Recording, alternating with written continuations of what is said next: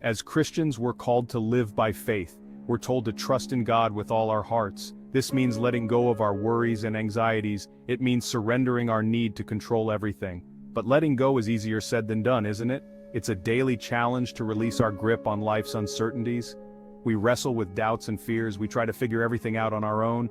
But God is calling us to a higher way. He's inviting us to experience the freedom that comes from truly letting go. This week, I want to challenge you to embark on a journey with me. Let's spend the next 7 days intentionally letting go and letting God take the reins. It won't be easy, but I believe the rewards will be immeasurable.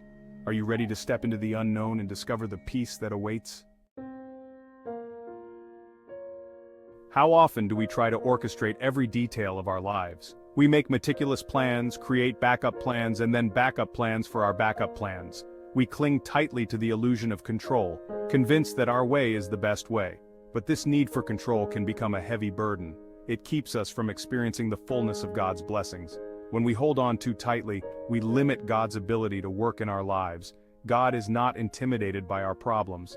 He's not overwhelmed by our circumstances. He longs for us to release the reins to Him, to trust in His infinite wisdom and power. He wants to lead us to a place of peace and rest.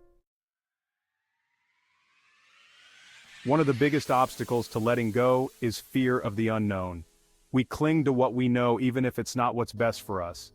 We're afraid to step out in faith, to embrace the possibilities that God has in store. But the unknown is also where we find adventure, growth, and amazing discoveries. When we let go of our fear, we open ourselves up to a world of possibilities. We give God space to work in ways we could never imagine. Remember, God is not the author of fear. He is the God of peace, hope, and a future filled with purpose. Don't let fear hold you back from experiencing all that He has for you. Section 4, Walking on Water, a lesson in trust. In the book of Matthew, we read the story of Peter walking on water. When Peter saw Jesus walking towards the boat, he was filled with a mix of fear and faith. But when Jesus called him out onto the water, Peter took a step of faith.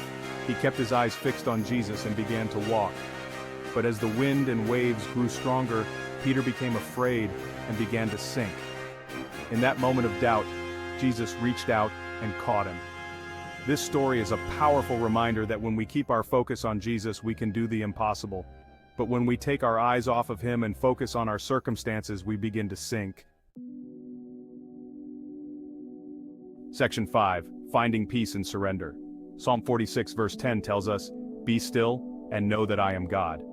This verse reminds us that true peace comes from surrendering to God's will. It comes from letting go of our anxieties and trusting that He is in control. Surrender is not a sign of weakness but of strength. It's an acknowledgement that God's ways are higher than our own.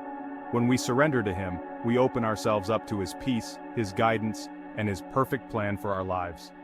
This week, let's make a conscious effort to surrender our worries to God. Let's release our grip on control and allow Him to lead us into a place of tranquility and peace.